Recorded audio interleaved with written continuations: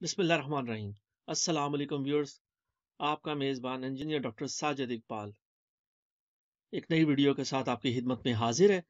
اس کا ٹائٹل ہے لمحوں کی جنگ، جو کہ بریگیڈیئر ریٹائرڈ سید احمد ارشاد ترمذی صاحب نے تجویز کیا۔ آغاز کرتے ہیں۔ حضرت علی کرم اللہ وجہہ شیر خدا نے اپنے دور خلافت میں مصر کے نامزد گورنر مالک اشتر کے نام ایک خط لکھا، جس میں حکومت کے ایسے رموز لکھ دیے جو ہر دور میں ہر حکمران کے لیے بیش بہا خزانے کی اہمیت رکھتے ہیں، اور اگر حکمران ان احکامات پر عمل کریں تو حکومت عین حکم الہی کے مطابق ہوگی۔ اس خط کے چند مندرجات جو فوج سے متعلق ہیں پیش کیے جا رہے ہیں۔ اللہ تعالیٰ کے فضل و کرم سے ہماری افواج سلطنت اسلامیہ اور اللہ اور اس کے رسول صلی اللہ علیہ وآلہ وسلم کا کلمہ پڑھنے والے مسلمانوں کے لیے ایک ناقابل تسخیر قلعے کا درجہ رکھتی ہیں۔ انہیں مملکت کے لیے باعث وقار اور خلیفہ کی عزت میں اضافہ کا باعث ہونا چاہیے۔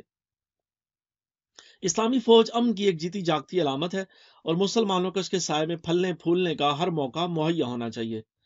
اسلامی فوج کے تمام اخراجات اللہ کے حکم پر حاصل کیے گئے ٹیکسوں کی ان رقوم میں سے پورے کیے جائیں جن میں خدا نے پہلے ہی مسلمانوں کو ان کے محافظوں کا حصہ مقرر کر دیا ہے۔ ان سپاہیوں کی تمام پیشہ ورانہ ضروریات انہوں نے ہر طرح کے ہتھیاروں سے لیس کرنے کے اخراجات بھی اس فنڈ سے پورے کیے جائیں، تاکہ وہ اللہ کی راہ میں انصاف کی بالادستی کے لیے اپنا جہاد جاری رکھ سکیں۔ جہاں تک افسروں کا تعلق ہے، ان کا خدا اور اس کے رسول صلی اللہ علیہ وآلہ وسلم کے ساتھ مخلص ہونا بے حد ضروری ہے۔ ان کا رحم دل، پارسا، زبردست قوت برداشت کا حامل اور بردبار ہونا ان کے عہدوں کے لیے لازمی شرط ہے۔ تحمل مزاج ہونا اور غصے کو برداشت کرنا ان کی اخلاقی قابلیت ہونی چاہیے۔ یہ کمزور اور بے بس لوگوں پر رحم کرنے والے، ان کے حقوق کی حفاظت کرنے والے، مگر طاقتور اور ظالم کے سامنے ایک مضبوط ڈھال کی مانند ہونے چاہیے۔ یہ نہ تو بدلے کی آگ میں جل کر راکھ ہونے والے ہوں، اور نہ ہی دشمن کے مقابلے میں اپنی کسی عسکری کمزوری سے مایوسی اور بددلی کا شکار ہوں۔ مالک اشتر، تم ایسے افسروں کی تلاش کے لیے بہادری اور رحم دلی کے لیے مشہور خاندانوں کے ساتھ روابط بڑھاؤ، اور ایسے با کردار اور صالح افراد تلاش کرو جو اسلامی فوج کی آبرو میں اضافہ کریں۔ ایک بار جب ایسے افراد کا انتخاب ہو جائے تو پھر ان کے علاوہ ان کے بچوں پر بھی نگاہ رکھو کہ کہیں وہ افسری پانے کے بعد اپنی کردار کی خوبیوں سے بے بہرا تو نہیں ہو رہے۔ اگر وہ کسی اعزاز یا مراد کے مستحق ہیں تو انہیں یہ اعزاز بخشنے میں دیر نہ کرو، اور ان کی چھوٹی چھوٹی خواہشات کو کبھی رد نہ کرو۔ ان کی بہادری اور دلیری کی تعریف کرنے میں کبھی بہل سے کام نہ لو۔ یوں تمہاری تعریف اور توصیف اور ان کے کارناموں کو بار بار دہرانے سے فوج کے کمزور شعبوں میں خود کو مضبوط اور اس توصیف کے لائق بنانے کا جذبہ پیدا ہوگا۔ یہ کبھی نہ سوچنا کہ ان کے بڑے بڑے مسائل حل کرنے کے بعد ان کی چھوٹی چھوٹی خواہشات کو نظر انداز کیا جا سکتا ہے۔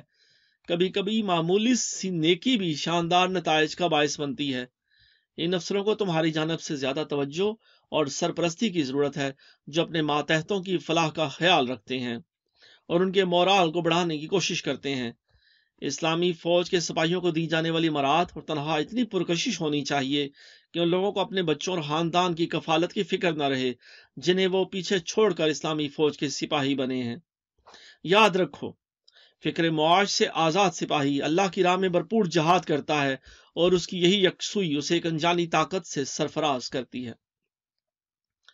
اب ایک اہم واقعہ، یہ ان دنوں کا قصہ ہے جب ہمارے ہاں تکنیکی سہولیات کی کمی کا یہ عالم تھا کہ ہمارے پاس زیر نگرانی افراد اور اداروں کے ٹیلی فون ٹیپ کرنے اور براہ راست ان کی ریکارڈنگ کے لیے معمول کے آلات بھی نہیں ہوتے تھے، جو کسی بھی خفیہ ادارے میں انفارمیشن کی فیلڈ میں بنیادی اہمیت کے حامل ہوتے ہیں۔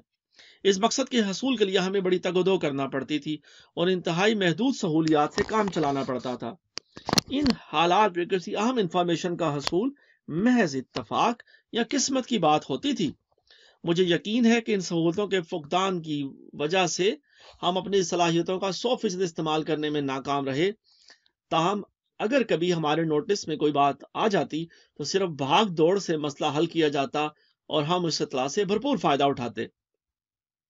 میں نے اپنی تکنیکی محکمے کو اس بات کی خصوصی ہدایات دے رکھی تھی کہ اگر وہ کوئی مشتبہ گفتگو سنے تو مجھے وقت کی پرواہ کیے بغیر مطلع کریں۔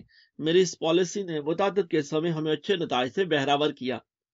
ایک دن 10 بجے کے قریب ٹیلی فون مانیٹرنگ روم کے انچارج نے مجھے فون پر کہا، سر جلدی آئیے۔ میں سب کچھ چھوڑ کر اس کے کمرے میں گیا تو اس نے ہیڈ فون میرے کانوں سے لگا دیا اور ٹیپ ریکارڈر کا پلے بٹن دبایا۔ فون کی گھنٹی بجی، کسی نے فون اٹھایا، دوسری جانب سے آواز آئی، ہیلو انڈین ایمبیسی۔ جی ہاں، یہ انڈین ایمبیسی ہے، کیا میں آرمی اتاشی بریگیڈیئر سنگھ سے بات کر سکتا ہوں؟ جی میں بریگیڈیئر سنگھ بول رہا ہوں، فرمائیے میں آپ کے لیے کیا کر سکتا ہوں؟ جی میرا نام میجر فلاں فلاں ہے، میرے پاس آپ کے لیے ایک اہم انفارمیشن ہے، کیا ہم مل سکتے ہیں؟ دیکھیے میجر، اس فون پر بات کرنا مناسب نہیں، آپ مجھے اپنا نمبر دیں، میں تھوڑی دیر بعد آپ سے خود بات کرتا ہوں۔ بریگیڈیئر سنگھ نے جواب دیا، میں لاہور سے فون نمبر فلاں سے بول رہا ہوں۔ میجر نے اپنا فون نمبر لکھوا دیا۔ ٹھیک ہے، آپ انتظار کیجئے، میں تقریباً 15 منٹ بعد آپ کو فون کرتا ہوں، بریگیڈیئر سنگھ نے کہا اور فون بند ہو گیا۔ میں نے ہیڈ فون اتارا، یہ ہماری کارکردگی کا بہت بڑا امتحان تھا۔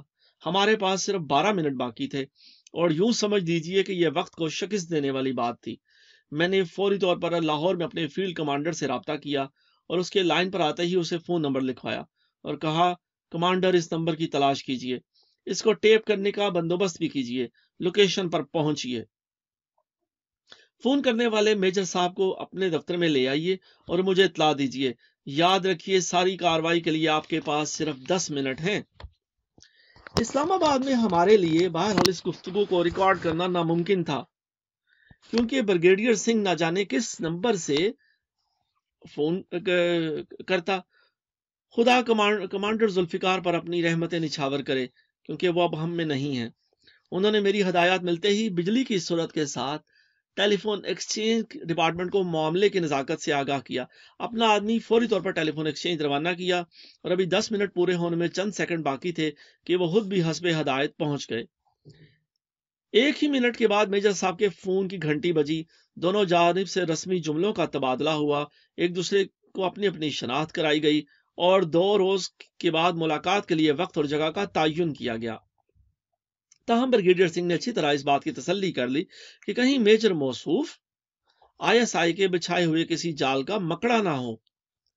ابھی میجر نے ریسیور کریڈل پر رکھا ہی تھا کہ کمانڈر ذوالفقار نے اس کے دروازے پر دستک دے دی، اس سے اپنا تعارف کروایا اور گاڑی میں بٹھا کر اسے اپنے دفتر لے آئے۔ پھر اسے GHQ کے ملٹری انٹیلیجنس ڈائریکٹوریٹ کے حوالہ کر دیا تاکہ مفصل تفتیش کی جا سکے۔ تفتیش کے دوران میں اس نے بتایا کہ میں آرمڈ کور کا آفیسر ہوں اور گزشتہ جنگ میں ستارہ جرت حاصل کر چکا ہوں۔ میں حال ہی میں command and staff college Quetta سے کورس مکمل کر کے آیا ہوں اور اب کھاریاں چھاونی میں اپنی بریگیڈ میں واپس جا رہا ہوں۔ اس نے بتایا کہ میں ان دنوں شدید مالی مسائل میں گرفتار ہوں، جن سے نمٹنے کے لیے میں نے اپنے ستارہ جرت کی رقم بھی GHQ سے حاصل کر لی ہے، لیکن میری مالی دشواریاں بدستور قائم ہیں اور میں نے پیسے کمانے کا یہ ڈھنگ سوچا تھا کہ وقتاً فوقتاً بعض بے بنیاد اور جھوٹی معلومات انڈین آرمی اتاشی کو فراہم کر کے رقم بٹورتا رہوں۔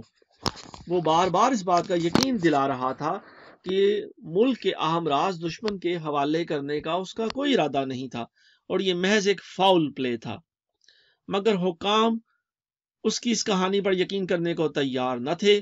اس کے کورٹ مارشل کا حکم ہوا اور اسے فوج کی نوکری سے فارغ کر دیا گیا۔ جہاں تک ISI کا تعلق ہے تو یہ پورا عقابی آپریشن محض 15 منٹ میں پورا ہوا۔ بریگیڈیئر سنگھ نے یوں تو سمارٹ بننے کی بھرپور کوشش کی تھی، مگر اس سے ایک ذرا سی چوک ہو گئی کہ وہ میجر موصوف سے فون نمبر پوچھ بیٹھا۔ یہ محض ہماری خوش بختی تھی، اگر وہ ایسا نہ کرتا تو نہ جانے ہمیں اس تک پہنچنے کے لیے کتنی راتوں کی نیند اور کتنے دنوں کا چین حرام کرنا پڑتا۔ اگر کسی وجہ سے ہمارا یہ آپریشن ناکام ہو جاتا، میں کرسی پر موجود نہ ہوتا، ذوالفقار اپنے کمرے میں نہ ہوتا، راستے میں گاڑی خراب ہو جاتی اور وقت ہاتھ سے نکل جاتا، تو میجر موصوف یقینی طور پر بھارت کی خفیہ ایجنسیوں کے ہاتھوں میں کھلونا بن جاتا۔ افسوس کا مقام تو یہ ہے کہ وہ ستارہ جرت پانے والا ایک بہادر آفیسر تھا جس کا مستقبل انتہائی روشن اور تابناک تھا، اس کے لیے فوج کے اعلیٰ عہدوں تک پہنچنے کی تمام صلاحیتیں اور مواقع موجود تھے۔ اس کے برعکس اگر وہ ایک بار چانکیہ کے چیلوں کے ہتھے چڑھ جاتا تو وطن کا یہ جیلا سپاہی وطن دشمنی کے گہری اور اندھیری غار میں گر جاتا، اور اب تک نہ جانے اپنے کتنے ساتھیوں اور ماتحتوں کو بھی دانستہ یا غیر دانستہ طور پر ملک دشمنوں کی صف میں شامل کر چکا ہوتا۔ بہرحال ہم اللہ تعالیٰ کے شکر گزار ہیں کہ اس نے ایک انتہائی مکروہ منصوبے کو حق میں ملانے کے لیے ہماری بھرپور رہنمائی اور امداد فرمائی، اور چند لمحوں کی اس جنگ میں ہماری جیت ہوئی۔